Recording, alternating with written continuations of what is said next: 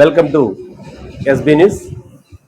ఒకసారి ఈరోజు ప్రత్యేకంగా చెప్పే విషయం ఏంటంటే, భద్రాద్రి కొత్తగూడెం జిల్లా కినపాక మండలం ఏడుళ్లబైరం గ్రామ పంచాయతీ పరిధిలో సుమారు 14 గృహాలు వాగు దాటి కొట్టుకుపోయే పరిస్థితి వచ్చిందన్నట్టు. ఒకసారి ఆ దృశ్యాలను మన ఎస్బీ న్యూస్ కినపాక ప్రతినిధి సాయి ప్రవీణ్ గారు అందించారు. ఒకసారి ఆ దృశ్యాలను చూద్దాం. ఒకసారి ఇక్కడ చూపించే ప్రయత్నం చేస్తున్నాను. ఒకసారి ఇక్కడ చూడండి, ఒకసారి జూమ్ అవుట్ అయిద్దా? ఇది మా రిపోర్టర్ గారు చూడండి. ఇక్కడ పిల్లర్లు బయటపడ్డాయి. ఇక్కడ చూడండి, ఇట్లా పూర్తిగా వాగుదాటికి చూడండి గృహాలు ఇవన్నీ పూర్తిగా ఇది వాగు కొట్టకపోతున్న దృశ్యాలు. ఇక్కడ కినపాక మండలం ఏడుళ్లబైరం గ్రామంలో సుమారు 14 కుటుంబాలు పెద్దవాగి దాటికి రోడ్డున పడబోతున్నాయి. కొన్ని ఇళ్ళు ఆల్రెడీ కొట్టకపోయిన పరిస్థితి కూడా ఉందన్నట్టు.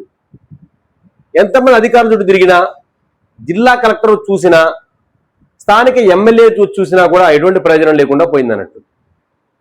ఈ యొక్క వాగుకి ఇలా వాళ్ళు ఒక కట్ట కడితే తప్ప, ఒక రాతి కట్టడం కడితే తప్ప ఆ ఇల్లు నిలిచే అవకాశం ఎట్టి పరిస్థితులలో లేనట్టు. ఒకసారి ఇక్కడ పరిస్థితి చూస్తే సుమారు 14 నుంచి 15 మంది పేద కుటుంబాలు రోడ్డు పడబోతున్నాయి అన్నట్టు. పిల్లర్లు బయటపడ్డాయి, ఇల్లులు. మరి ఏంటి పరిస్థితి? ప్రభుత్వాలు మీరు అది చేస్తున్నాం అని చెప్పుకుంటున్న ప్రభుత్వాలు పేదల విషయం వచ్చేసరికి ఇలా చూస్తున్నాయి అన్నట్టు. మరి దీన్ని ఎందుకు చర్చించట్లేదు? ఎందుకు ఇక్కడ ఉన్న సంబంధిత శాఖ మినిస్టర్లు పట్టించుకోవట్లేదు?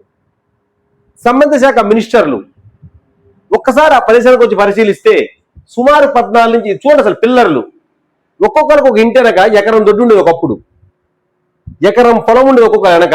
ఆ ఎకరం పొలం మొత్తం వాగులో కలిసిపోయింది. చివరికి ఇంటి దాకా వచ్చేసింది. కట్టుకున్న బాతులు కొట్టకపోయినాయి, కట్టుకున్న బట్టలు కొట్టకపోయినాయి. ఆ విషయం అందరికీ తెలుసు. ఇక్కడ కినపాక మండలంలో భద్రాద్రి కొత్తగూడెం జిల్లాలో ప్రతి ఒక్కరికి తెలిసిన విషయం ఇది. వరదలు వచ్చినప్పుడు అధికారులు వస్తారు, వాళ్ళని పునరావాస కేంద్రాలు తీసుకెళ్తాను, 2 రోజులు ఉంచుతాను. వరదల దగ్గర ఇల్లు ఉన్నట్టు, లేకపోతే లేనట్టు వాడు రోడ్డు పాకేసుకోవటం.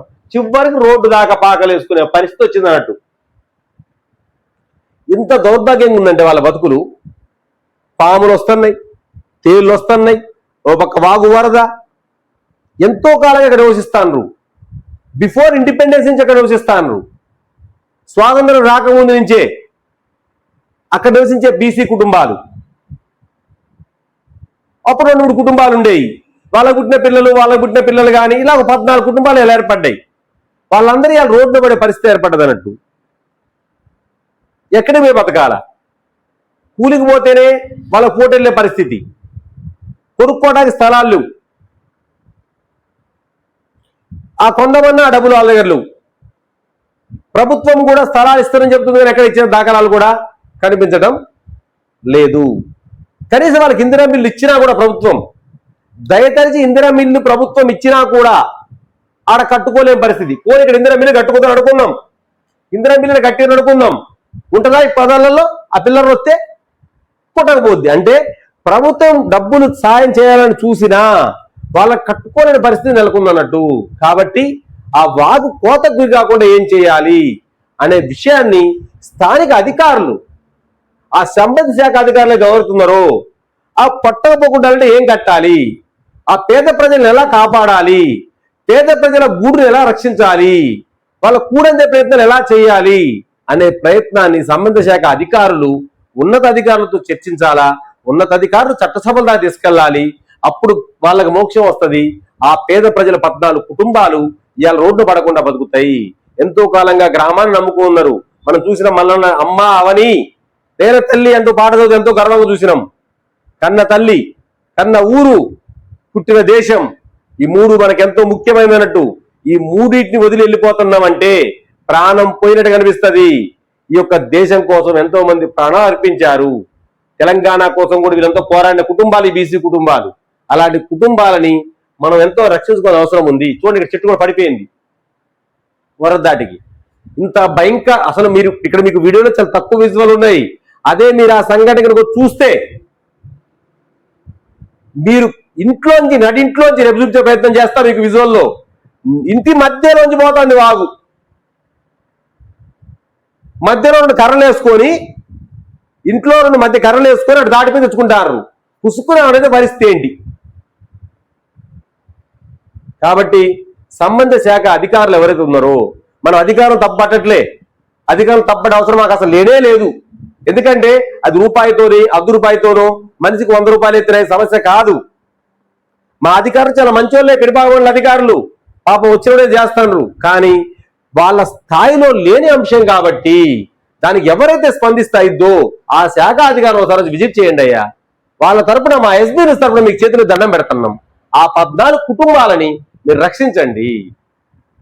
వాళ్ళ కుటుంబాలు వాగులో గంగమ్మ ఒడిలో కలిసిపోకముందే మీరు వాళ్ళని కాపాడండి. ఎందుకంటే ఒక్క ప్రాణం పోయినా వాళ్ళు తీసుకురాలేం. పేద కుటుంబాలు దయచేసి భద్రాద్రి కొత్తగూడెం జిల్లా పినపాక మండలం ఏడుళ్ల గ్రామ పంచాయతీ ప్రధాన రహదారిపై ఉంది కాబట్టి ఒకసారి స్పందించండి. పోయేది మా 18 ఇళ్ళు 14 ఇళ్ళు అనుకోకండి. మన ప్రాంతంలో ఉండే కుటుంబాలు మన దాకా మనతో తిరిగిన అన్నదమ్ములు వాళ్ళ ఆ వరదలో కొట్టకపోతుంటే మనం చూస్తే వరద వచ్చినప్పుడు చుట్టానికి పోతాన్నాం తప్ప దానికి ఎలా పరిష్కారం చేయాలన్నది మనకి ఏం దిక్కు తోచని పరిస్థితుంది. కాబట్టి అయ్యా కలెక్టర్ గారు ఒక్కసారి మా ప్రాంతానికి రండి అయ్యా, ఈ ప్రదేశాన్ని చూడండి. మా తరపున చేతులిచ్చి దండం పెడుతున్నాం. మీ వల్ల అయింది కాబట్టి, మీరు సంబంధిత మినిస్టర్తో మాట్లాడతారు కాబట్టి, మీరు సేవ చేసే గుణం ఉంది కాబట్టి, మీరు ప్రజా సేవకులు కాబట్టి మిమ్మల్ని అర్థిస్తున్నామయ్యా. మా ఎస్బీఎస్ తరపున కూడా మీకు చాలా ప్రత్యేకంగా అభినందనలు తెలుపుతాం. ఆ కుటుంబాలని మీరు కాపాడండి అని మేము వేడుకుంటున్నాం. Thank you.